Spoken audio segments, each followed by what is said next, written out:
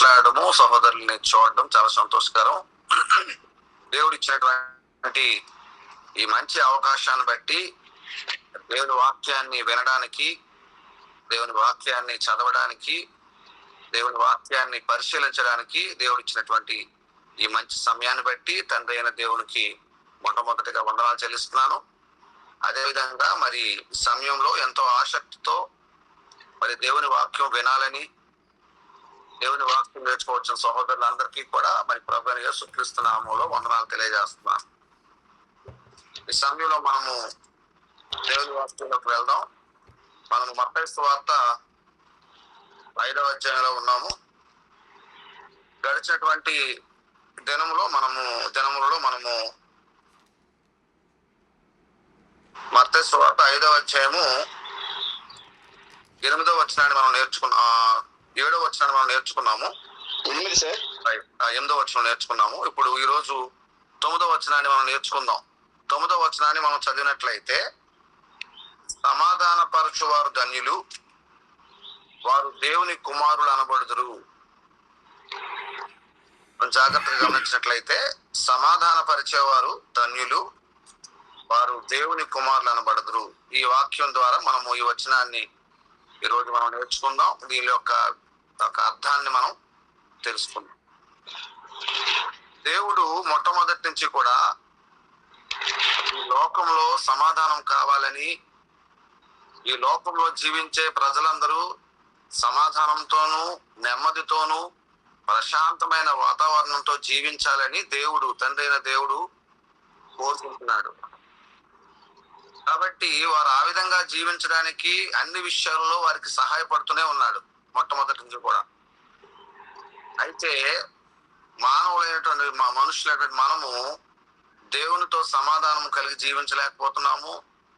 మన ఈ లోకంతో సమాధానం కలిగి జీవించలేకపోతున్నాము. దేవునికి విరోధులుగా మనము ఉండిపోతున్నాం. అయితే క్రైస్తవులైన ప్రతి ఒక్కరూ కూడా దేవునితో సమాధానం కలిగి జీవించడానికి మనము ప్రయత్నం ఎల్లప్పుడూ కూడా చేస్తూ ఉండాలని దేవుని వాక్యం మనకు తెలియజేస్తుంది. అయితే ఇక మనం నేర్చుకోవాల్సిన విషయం ఏంటంటే, సమాధానం అంటే ఏమిటి అనే విషయాన్ని మనం ముందుగా తెలుసుకోవాలి. ఎందుకంటే సమాధాన పరిచేవారు ధన్యులు అని తెలిసినప్పుడు, అసలు సమాధానం అంటే ఏంటో మనకు తెలిస్తే అప్పుడు మనం సమాధానంగా జీవించడానికి మనం ప్రయత్నము చేస్తాం. ముందుగా మనము సమాధానం గురించి మనం ఆలోచన చేసినట్లయితే, ఒకరి ఒకరు విరోధంగా ఉన్న ఇద్దరు వ్యక్తుల మధ్య ఒక వ్యక్తి మాట్లాడి వారిద్దరిని లేక వారిరువురిని కలపడము లేక సమాధానపరచడము, కలపడాన్ని ఏమన్నాడండి? సమాధానపరచడం అని తెలియజేశారు. అంటే మరలా చెప్తున్నాను, ఒకరికి ఒకరు విరోధంగా ఉన్న ఇద్దరు వ్యక్తుల మధ్య ఒక వ్యక్తి మాట్లాడి వారిరువురిని కలపడమే సమాధానపరచడము. రెండు సమాజాల మధ్య లేక రెండు పట్టణాల మధ్య లేక రెండు ప్రాంతాల మధ్య, రెండు దేశాల మధ్య, రెండు రాష్ట్రాల మధ్య ఉన్న విభేదాలను తీసివేయడానికి వారిరువురిని కూర్చోబెట్టి వారితో మాట్లాడి వారిరువురి మధ్య ఉన్న సమస్యలను లేక రాగ ద్వేషాలను లేక కులమత భేదాలను పోగొట్టి వారిరువురిని ఒక మాట మీదకు తీసుకొని రావడమే సమాధానంగా మనం చెప్పవచ్చు.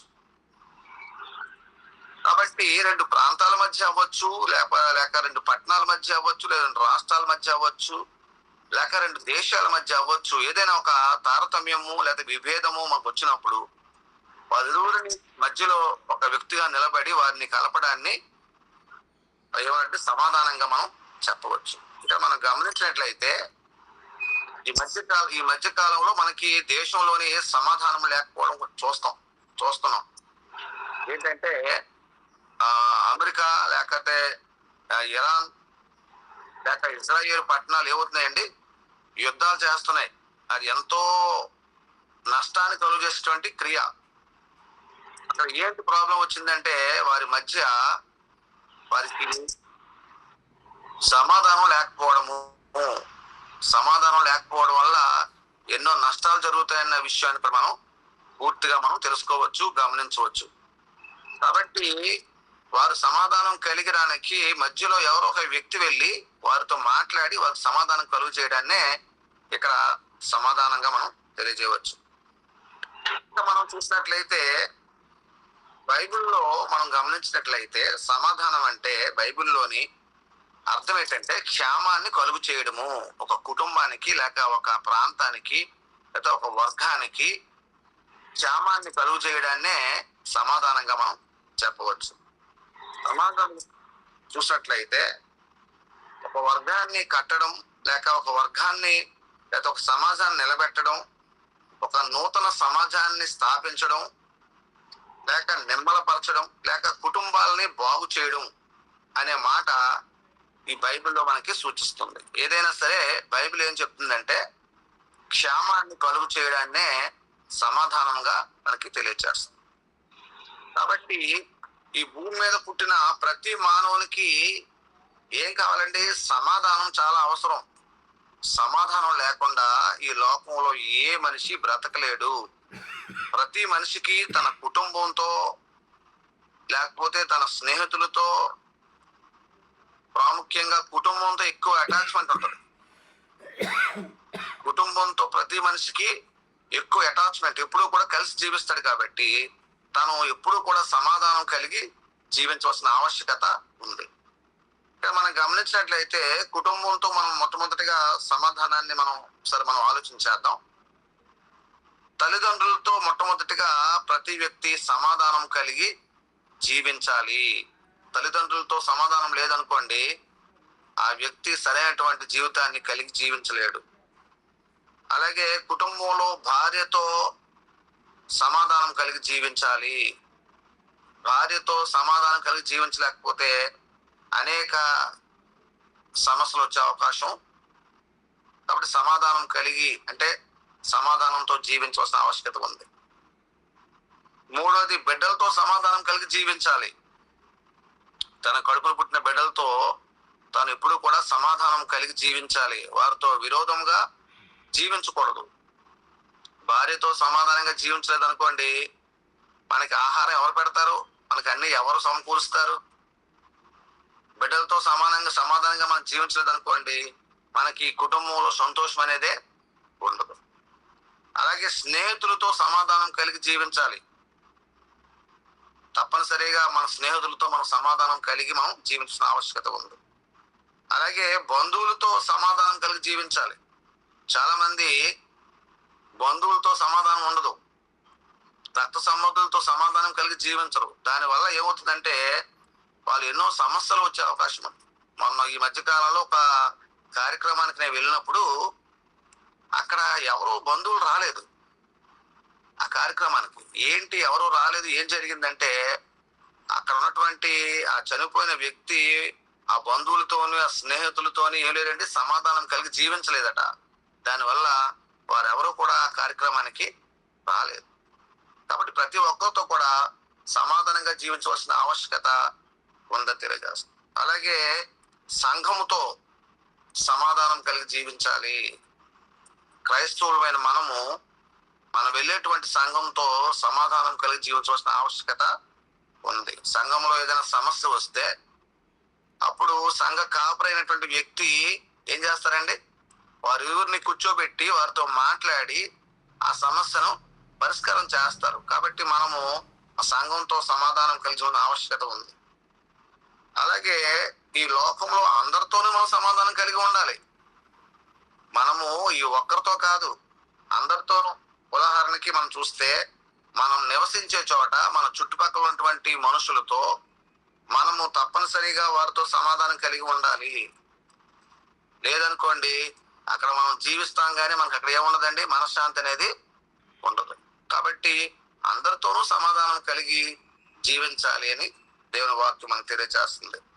మనం వాక్యంలోకి వెళ్దాం. ఇంతవరకు మనము సమాధానం అంటే ఏమిటి, సమాధానంగా జీవించాలంటే ఏంటి, ఆవశ్యకత ఏంటి, అలాగే ఎవరెవరితో మనం సమాధానం కలిగి జీవించాలి అనే విషయాలు మనం తెలుసుకున్నాం.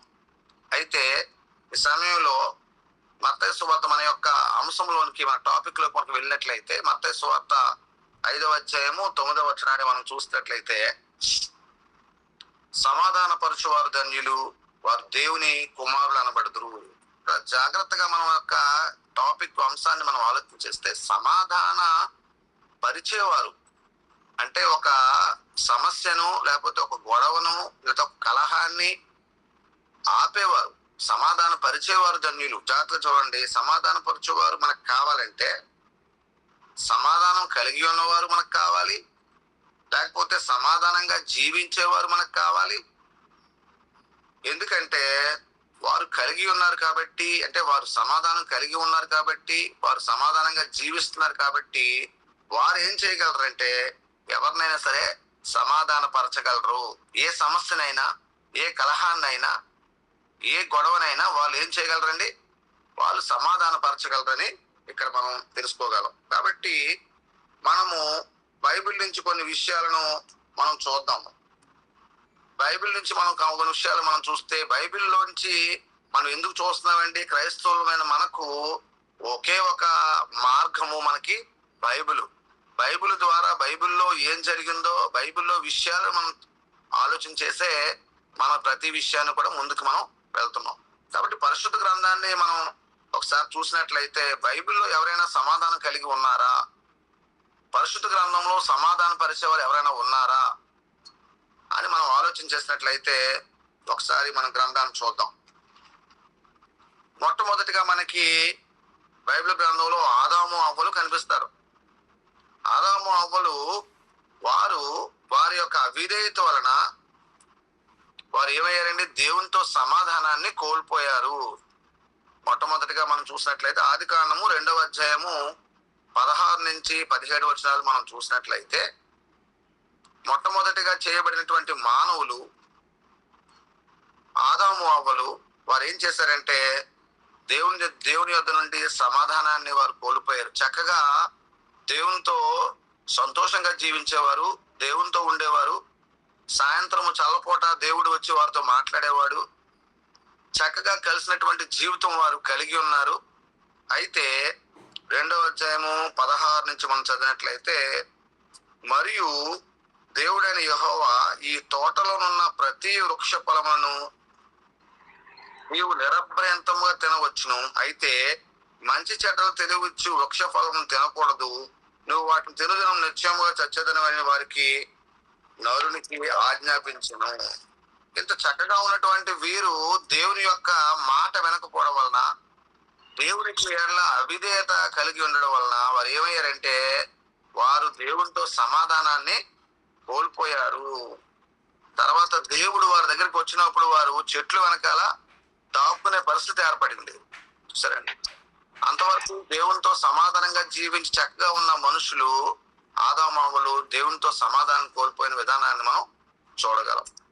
ఇంకా మనం ముందుకు మనం చూసినట్లయితే, మోషే గారు ఒక చోట ఇతర సహోదరుల్ని సమాధాన పరచాలని చూశారు. ఒకసారి ఆ వాక్యాన్ని మనం చూద్దాము. అపోస్తల కార్యాలు 7వ అధ్యాయము 26వ వచనాన్ని మనం చూసినట్లయితే, మోషే గురించి మనందరికీ తెలుసు.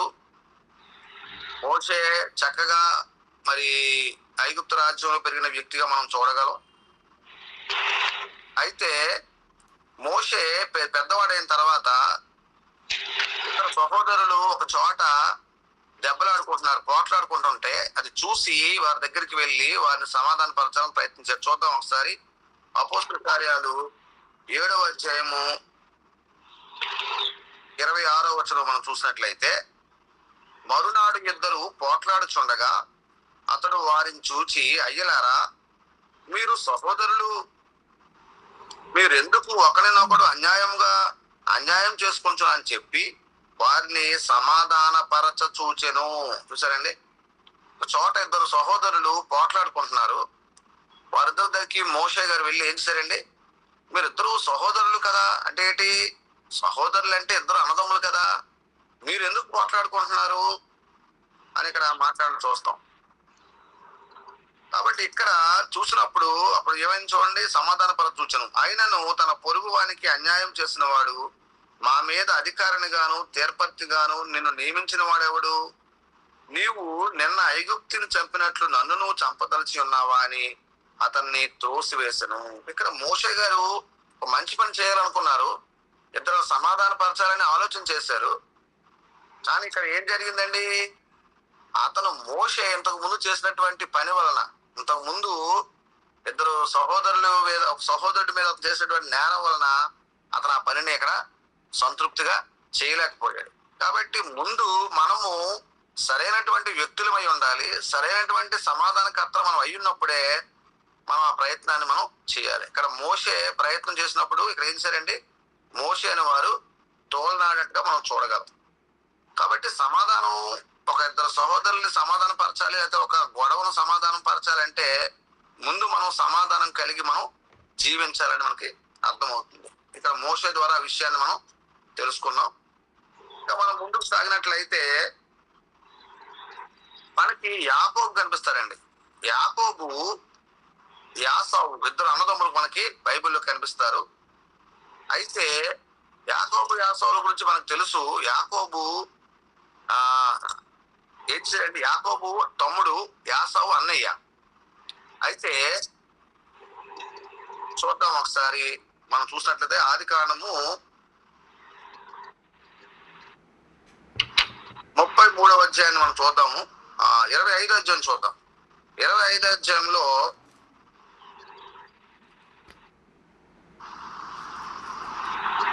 యాసావు ఇక్కడ అన్నయ్య, యాకోబు తమ్ముడు. యాసావు తన జ్యేష్ఠత్వాన్ని ఇక్కడ చిక్కుడుకాయల కూర కోసం తన జ్యేష్ఠత్వాన్ని అమ్ముకున్నట్టుగా మనం చూస్తాం. ఒకసారి చూద్దాం. ఒకసారి ఎందుకు ఈ విషయాన్ని నేను మీకు తెలియజేస్తున్నానంటే, యాకోబు యాసావుల మధ్య సమాధానం లేదు కాబట్టి వారు తర్వాత ఏ విధంగా సమాధానం కలిగి జీవించారో మీకు తెలియజేయడం కోసం ఈ విషయాన్ని తెలియజేస్తున్నాను. ఒకసారి చూడండి. ఆదికాండము 25వ అధ్యాయం మనం చూసినట్లయితే, వారిరువురు మంచి అన్నదమ్ములు, చక్కని అన్నదమ్ములు. అయితే ఇక్కడ 25వ అధ్యాయము 29 నుంచి నేను చదువుతున్నాను చూడండి. ఇక్కడ చదివినట్లయితే, ఒకనాడు యాకోబు నలగూర వంటకము వండుకొనుచుండగా యాసావు అలసిన వాడై పొలము నుండి వచ్చాడు. యాకోబు ఎవరండి? తమ్ముడు. యాసావు ఎవరండి? అన్నయ్య. అయితే యాకోబు కలగూర వంటకం వండుకుంటున్నాడు. యాసావు అలసిన వాడే పొలములో నుండి వచ్చి, నేను అలసి ఉన్నాను, ఆ ఎర్రగానున్న దానిలో కొంచెం దయచేసి నాకు పెట్టుమని అడిగాను. అందుచేత అతని పేరు ఎదోము అనబడెను. అందుకు యాకోబు, నీ జ్యేష్ఠత్వము నేడు నాకెమ్మని అడుగుగా, యాసావు, నేను చావబోచున్నాను కదా, జ్యేష్ఠత్వము నాకు ఎందుకనెను. యాకోబు నేడు నాతో ప్రమాణం చేయమనెను. అతడు యాకోబుతో ప్రమాణం చేసి అతనికి జ్యేష్ఠత్వం నమ్మివేయగా, యాకోబు ఆహారమును చిక్కుడుకాయల వంటకమును యాసావుకిచ్చెను. ఇక్కడ మనం చూసినట్లయితే చిక్కుడుకాయల కూర కోసం, లేకపోతే ఆకలి కోసం తన జ్యేష్ఠత్వాన్ని ఇక్కడ యాసావు యాకోబుకి అమ్మివేసినట్టుగా మనం చూస్తాం. అయితే ఇంకా మనం ముందుకు సాగినట్లయితే ఈ యొక్క స్టోరీలోని మనకి అర్థమయ్యే విషయం ఏంటంటే, ఈ ఇస్సాకు పుట్టినటువంటి కుమారులు ఈ యాసావు యాకోబు. అయితే ఆశీర్వాదాల కోసం, తండ్రి ఇచ్చేటువంటి ఆశీర్వాదాల కోసం ఇక్కడ ఏం జరిగిందంటే, వారి యొక్క తల్లి తన కుమారుడి మీద ప్రేమతో, అంటే యాసావు మీద, యాకోబు మీద ప్రేమతో ఇక్కడ వారిరువురి మధ్యన మోసం జరిగినట్టుగా మనం చూస్తాం. ఒకసారి ఆ వాక్యాన్ని మనం చదువుదాం.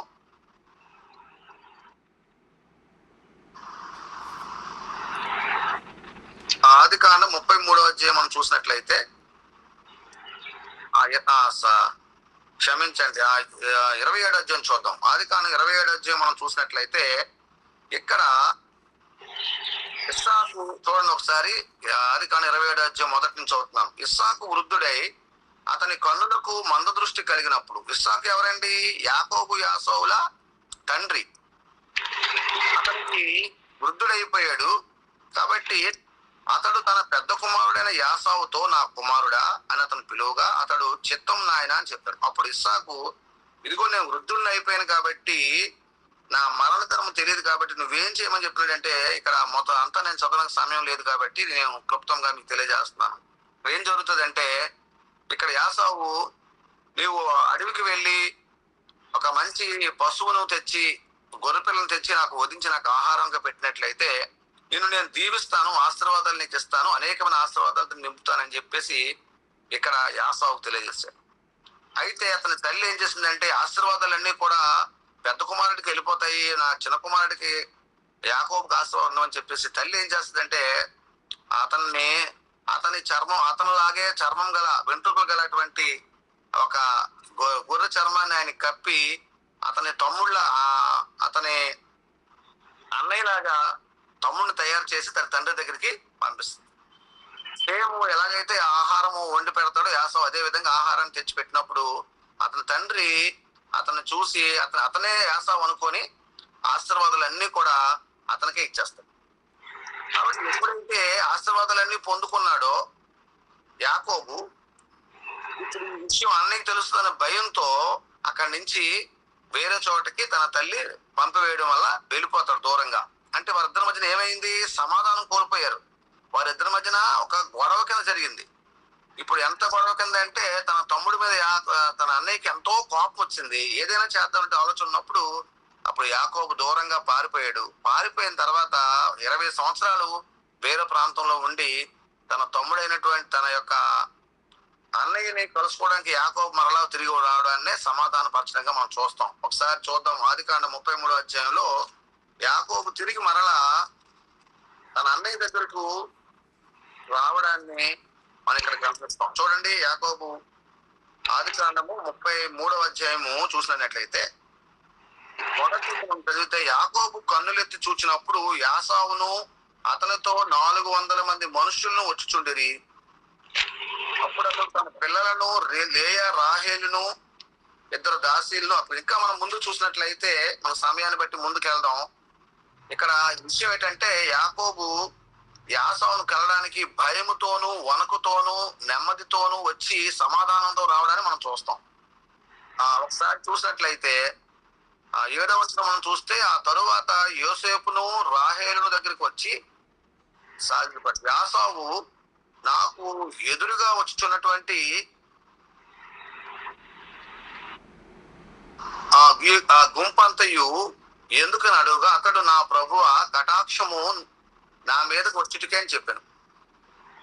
కాబట్టి ఇక్కడ తన యొక్క బిడ్డలను తన యొక్క పశువులను అన్నింటినీ కూడా తీసుకొచ్చి అక్కడ యాసావు కాళ్ళ మీద పడేసినట్టుగా మనం చూస్తాము. రెండవదిగా అతనికి కొన్ని గిఫ్ట్లు, అంటే కొన్ని అతనితో సమాధాన పడడానికి కొన్ని గిఫ్ట్లు తెచ్చాడు. చూడండి, అప్పుడు యాసావు, సహోదరుడా నాకు కావలసినంత ఉన్నది నీవే ఉంచుకోమని చెప్పాను. అప్పుడు యాకోబు, ఇట్లు కాదు, నీ కటాక్షము నా మీద ఉన్న ఎడల చిత్తగించి నా చేత ఈ కానుకను పుచ్చుకొనుము. చూసారండి, ఇక్కడ కానుకలు తెచ్చాడు. తర్వాత తన బిడ్డలను తన భార్యలను అందరినీ కూడా ఇక్కడ యాసావు కాళ్ళ దగ్గర పడివేసి వాళ్ళతో శరణు కోరినట్టుగా, వాళ్ళతో సమాధాన పడినట్టుగా మనం ఇక్కడ చూడగలం. కాబట్టి ఇక్కడ మనం గమనించినట్లయితే ఇక్కడ యాసావు యాకోబు ఉన్నటువంటి పరిస్థితిని బట్టి మనం చూసినట్లయితే వారిరువురు మరలా సమాధానం కలిగి వారిరువురు కూడా కలిసినట్లుగా మనం చూడగలం. ఇంకా మనం ముందుకు మనం చూసినట్లయితే దావీదు సౌలుకు మధ్య వైరం వచ్చినప్పుడు, ఎవరికండి? సౌలు రాజుకి దావీదుకి వైరం వచ్చినప్పుడు వారిరువురిని కలపడానికి, వారిరువురిని సమాధాన పరచడానికి ఈ యొక్క సౌలు యొక్క కుమారుడు అయినటువంటి యోనాతాను లేక దావీదు యొక్క స్నేహితుడైనటువంటి యోనాతాను మధ్యవర్తిగా ఉండి వారిరువురి మధ్యన సమాధానాన్ని కలుగు చేసినట్టుగా మనం చూస్తాం. కాబట్టి సమాధానం కలుగు చేయడంలో యోనాతాను ఎంతో ప్రయత్నం చేశాడు వారిరువురి మధ్యన. ఆ విషయాన్ని కూడా మనం చూడగలం. ఇంకా మనం ముందుకు వెళ్ళినట్లయితే యేసుక్రీస్తు వారు, మన కొత్త నిబంధనకు వచ్చినట్లయితే యేసుక్రీస్తు వారు సమాధానం కలుగు చేయడానికి ఆయన భూమి మీదకి వచ్చారు. ఆయన సమాధానానికి మూలస్తంభం ఎవరంటే యేసుక్రీస్తు వారే. యేసుక్రీస్తు యొక్క రాకడ ఉద్దేశం మనం చూసినట్లయితే మనుషులను దేవునితో కలపడానికి, దేవునికి మనుషులకి మధ్యవర్తం చేయడానికే యేసుప్రభు వారు భూమి మీదకి వచ్చినట్టుగా మనం చూస్తాం. యేసుక్రీస్తు వారు భూమి మీద ఉన్న మనుషులను, పాపములను దేవునికి దూరం చేయడానికి వచ్చాడు ఆయన. కాబట్టి యేసుక్రీస్తు వారి గురించి మనం చూస్తే దేవునికి మానవులకి ఆయన మధ్యవర్తిగా ఉన్నాడని, మధ్యవర్తిగా ఉండి వారిని దేవునితో సమాధాన పరిచాడని దేవుని వాక్యం మనకి తెలియజేస్తుంది. ఒకసారి మనం ఎఫెసీ పత్రిక మనం చూసినట్లయితే మనకి సమయం తక్కువగా ఉంది కాబట్టి త్వరగా మనం ముగించుకుందాం. ఎఫెసీ పత్రిక 2వ అధ్యాయము 14వ వచనాన్ని మనం చూసినట్లయితే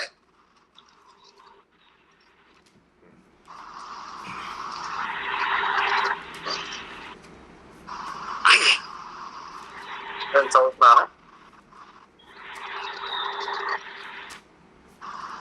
ఆయన మన సమాధానం అయ్యుండి మీకును మాకును ఉండిన ద్వేషమును అనగా విధిరూపకమైన ఆజ్ఞల గల ధర్మశాస్త్రము తన శరీరమందు కొట్టివేయట చేత మధ్య గోడను పడగొట్టి మన ఉభయులను యాకం చేసెను. ఇక్కడ గమనించినట్లయితే యూదులను అన్యజనులను యాకం చేసి వారి మధ్య ఉన్నటువంటి పగను సిలువ ద్వారా ఆయన సమాధాన పరిచినట్లుగా మనం చూస్తాం.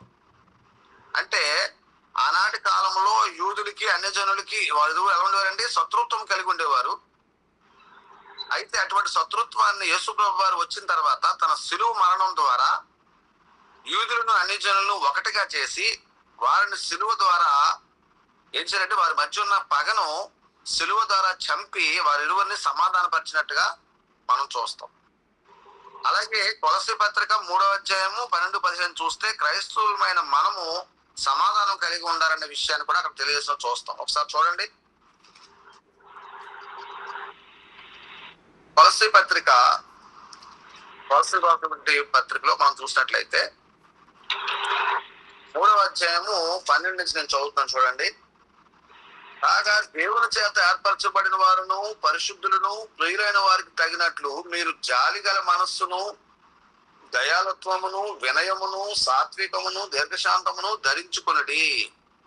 క్రైస్తవులైన మనము క్రీస్తు ద్వారా మనల్ని దేవుడు ఏం చేయండి? ఉభయుల్ని యాకం చేశాడు.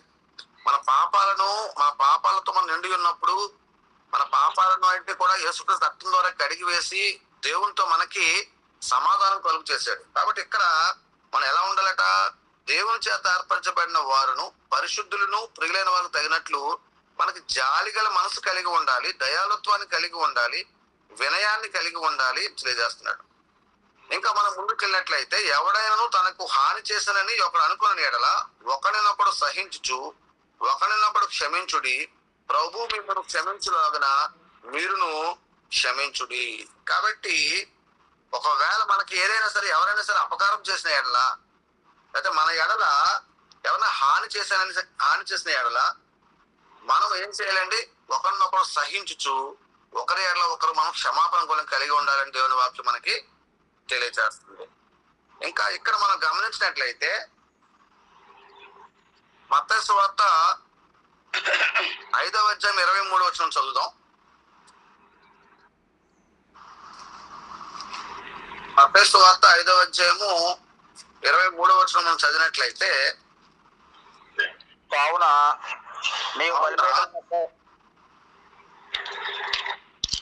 నీవు బలిపీఠం వద్ద అర్పణం నర్పించుండగా నీ మీద నీ సహోదరునికి విరోధం ఏమైనను కలదని అక్కడ నీకు జ్ఞాపకం వచ్చిన ఎడల అక్కడ బలిపీఠం ఎదుటినే నీ అర్పణను విడిచిపెట్టి మొదట వెళ్ళి నీ సహోదరునితో సమాధాన పడుము. ఏం చేయాలండి? నీ సహోదరునితో సమాధాన పడమని చెప్పాడు ఇక్కడ. అంటే దేవుని దగ్గరికి మనం ఆరాధనకు వెళ్ళినప్పుడు మనకి మన సహోదరుడి మీద ఎవరి మీద మనకు విరోధం ఉందని మనకు జ్ఞాపకం వచ్చింది అనుకోండి, మొదట వెళ్ళి మనం ఏం చెప్పమనండి? సహోదరునితో సమాధాన పడమని చెప్పాడు. కాబట్టి సహోదరులతో ఏదైనా సమస్య వచ్చినప్పుడు, మన సంఘంలో ఏదైనా సమస్య వచ్చినప్పుడు ఏదైనా సరే మనం ఏం చేయాలి? దాన్ని పరిష్కరించుకోవాల్సిన బాధ్యత మనం కలిగి ఉన్నాము. పరిష్కరించుకోవాలని దేవుని వాక్యం మనకి తెలియజేస్తుంది. అది సహోదరులైనా పరిష్కరించుకోవాలి, లేదంటే సంఘ కాపరి అయినా ఏం చేయాలండి? వారు ఇరువురిని కూర్చోబెట్టి మాట్లాడి సమాధానం పరచవలసిన ఆవశ్యకత మనకి కనిపిస్తుంది. కాబట్టి ఇక్కడ ఆ విషయాన్ని మనకి తెలియజేశారు. కాబట్టి ఇక్కడ మనం తెలుసుకోవాల్సిన విషయం ఏంటంటే మనకి ఏముండకూడదంటే ఈగో ఉండకూడదు. ఏముండకూడదండి? ఈగో వలసి వెళ్ళకూడదు. తగ్గించుకోవాల్సినటువంటి ఆవశ్యకత ఉంది. క్రైస్తవులమైన మన అందరము కూడా తగ్గించుకోవాలి, గర్వాన్ని విడిచిపెట్టాలి. లేదంటే నేనెంత నువ్వెంత అనేటువంటి ఆలోచన మనలో ఎప్పుడు కూడా ఉండకూడదు. దీన్ని ఏం చెప్తారంటే మన కళ్ళు నెత్తి మీదకి వెళ్ళకూడదని చెప్పాడు. ఏం చెప్పాడండి? కళ్ళు నెత్తి మీదకి వెళ్ళడం, లేకపోతే తల పొగరు కలిగి ఉండడం, లేకపోతే నేనెంత నువ్వెంత అనేటువంటి ఆలోచనలు ఎప్పుడు కూడా మనుషుల్లోని ఉంటే వారు సమాధానం కలిగి ఎప్పటికీ వాళ్ళు జీవించలేరు. కాబట్టి ఈగోలకి వెళ్ళిపోకుండా తగ్గించుకొని మన జీవితాన్ని జీవించడం అనే ఆవశ్యకత కలిగి ఉంది. ఎందుకంటే దేవుని దృష్టిలో అందరూ కూడా సమానులే. చనిపోతే అందరూ ఎక్కడికి వెళ్తారండి? ధనవంతుడైనా, గొప్పవాడైనా, పేదవాడైనా అందరూ కూడా ఒకే చోటకి 6 అడుగులు మరి మట్టిలోనికి అందరం కూడా వెళ్ళవలసిన ఆవశ్యకత ఉంది. కాబట్టి మనకి ఈ మత్తయి సువార్త 5వ అధ్యాయము 9వ వచనం ప్రకారం మనం అర్థం చేసుకోవాల్సిన విషయం ఏంటంటే ప్రతి ఒక్కరూ కూడా, క్రైస్తవులను ప్రతి ఒక్కరు కూడా సమాధానం కలిగి ఉండాలి. మనం చెప్పుకున్న విషయాన్ని ఒకసారి జ్ఞాపకం చేసి నేను ముగిస్తాను. మొదటిగా మనం ఏం నేర్చుకున్నామంటే సమాధానం అంటే ఏమిటి అనే విషయాన్ని మనం నేర్చుకున్నాము. సమాధానం కలిగి ఉండాలనే విషయాన్ని మనం నేర్చుకున్నాము. ఎవరెవరితో సమాధానం కలిగి ఉండాలని మనం నేర్చుకున్నామంటే తల్లిదండ్రులతో సమాధానం, భార్యతో సమాధానం, బిడ్డలతో సమాధానం, స్నేహితులతో సమాధానం, అలాగే బంధువులతో సమాధానం, సంఘంతో సమాధానం, అందరితో సమాధానం కలిగి మనం జీవించిన ఆవశ్యకత ఉండాలని మనం నేర్చుకున్నాం. అలాగే కొన్ని ఉదాహరణలు మనం తెలుసుకున్నాము. మోషే ద్వారా నేర్చుకున్నాం. అలాగే ఆదాము అవ్వలు అవిధేయత కలిగి ఉండడం వల్ల దేవునితో సమాధానం కోల్పోయారన్న విషయం తెలుసుకున్నాము. అలాగే యాకోబు యాసావులు అన్నదమ్ములు వారు కొన్ని విభేదాలు వారి మధ్య వచ్చినప్పుడు వారు మరలా సమాధానం కలిగి వారు కలిసినట్టుగా వారు మనం చూసాము. అలాగే దావీదు సౌలుకు మధ్య వైరం వచ్చినప్పుడు యోనాతాను మధ్యలో ఉండి వారిని కలపడానికి చాలా ప్రయత్నం చేసిన విధానాన్ని సమాధానం కోసం చూసాం మనం. అలాగే యేసుక్రీస్తు వారు సమాధానానికి మూల స్తంభం. ఆయన యేసుక్రీస్తు వారి లోకానికి రావడానికి కారణము దేవునికి మనకి మధ్య ఉన్నటువంటి వైరాన్ని తీసివేసి, దేవునికి మధ్య ఉన్నటువంటి విభేదాలు తీసివేసి మన ఇద్దరిని ఇరువురిని కలపడానికి యేసుక్రీస్తు వారి భూమి మీదకి వచ్చినట్టుగా ఆయన మధ్యవర్తిగా ఉండి దేవుణ్ణి మనల్ని కలిపినట్టుగా మనం చూసాము. అలాగే యేసు ప్రభు వారు శత్రుత్వాన్ని తన శిలువ ద్వారా చంపివేశాడు. యూదులకి అన్యజనులకి మధ్య ఉన్నటువంటి శత్రుత్వాన్ని చంపివేసి అందరినీ ఏకం చేశాడు. శిలువ ద్వారా సమాధానపరిచినట్టుగా మనం చూసాం. చివరిగా మనం క్రైస్తవుల మీద మనము తప్పనిసరిగా సమాధానం కలిగి ఉండాలి. ప్రతి ఒక్కరితో సమాధానం కలిగి ఉండాలి అని తెలుసుకున్నాము. ముఖ్యంగా ఈగోలకి మనం వెళ్లకుండా తగ్గించుకొని మన తగ్గింపు జీవితాన్ని కలిగి ఉండాలని, మన గర్వాన్ని విడిచిపెట్టి, మనము తలపోకలను విడిచిపెట్టి దేవుని దృష్టిలో అందరం కూడా సమానమన్న విషయాన్ని అర్థం చేసుకొని మనము సమాధానం కలిగి జీవించాలని మనం తెలుసుకోం. కాబట్టి మత్తయి సువార్త 5వ అధ్యాయం 9వ అధ్యాయం ప్రకారం సమాధాన పరచువారు ధన్యులు, వారందరూ ఏమవుతారండి? దేవుని కుమారులు అనబడుదురు. కాబట్టి మనం ఎప్పుడైతే సమాధానంగా జీవించామో మనందరం కూడా దేవుని కుమారులము అనబడతాము. కాబట్టి ఇంతవరకు మనం సమాధానం కోసం మనం వాక్యాన్ని నేర్చుకున్నాం. మరి చక్కగా మరి శ్రద్ధగా విన్న సహోదరులందరికీ వందనాలు తెలియజేస్తూ చిన్న వాక్యాన్ని ముగిస్తున్నాను. అందరికీ వందనాలు. మంచిదండి. చాలా మంచిగా మరి మత్తయి సువార్త 5వ అధ్యాయంలో 9వ వచనానికి సమాధానాన్ని విషయంలో మరి ఎంతమంది ఇందులో ఉన్నారు అనే విషయాన్ని చాలా చక్కగా మరి ముఖ్యంగా మన క్రైస్తవులు మేము ఏ విధంగా ఉండాలనే విషయాన్ని మనకి పొందుపరిచి ఉన్నారు. అందు నిమిత్తం మరి చాలా చక్కగా వివరించారు. ఈ యొక్క మాటలు మరి ఎంతమందికి మరి అర్థమైందో మరి నాకు తెలియదు, కానీ మరి చక్కగా ఆ యొక్క మాటలను మనకు వివరించి క్లుప్తంగా మరి సమాధానం గురించి మనకు చెప్పి ఉన్నారు. కాబట్టి చెప్పినటువంటి మరి చంద్రశేఖర్ గారికి ప్రత్యేకించి ఈ యొక్క గూగుల్ మీట్ తరఫున వందనాలు తెలియజేస్తున్నాను. మంచిదండి. ఇలాంటి విషయాలు ముందు ముందు ఇంకా మంచిగా చెప్పాలని మీరు ఆశపడుతున్నాం. మరి ఈ సమయంలో కొన్ని ప్రార్థనా కార్యక్రమాలు ఉన్నాయి. కాబట్టి సంఘం తరఫున మనం చేయవలసినటువంటి పనులు, ముందుగా సంఘ సభ్యుల అనారోగ్యం గురించి, బలహీనతల గురించి మనం ముందుగా ప్రార్థన చేసుకుందాము. ఆ ప్రార్థన బ్రదర్ జాషువా గారు ప్రార్థన చేసి చేయవలసిందిగా మనవి చేస్తున్నాను. ఓకే. ప్రార్థన చేసుకుందాం. కుడి వచ్చిన సోదరులందరికీ కూడా యేసుక్రీస్తు నామములో వందనాలు. Jashuva brother వినపట్టలేదు sir,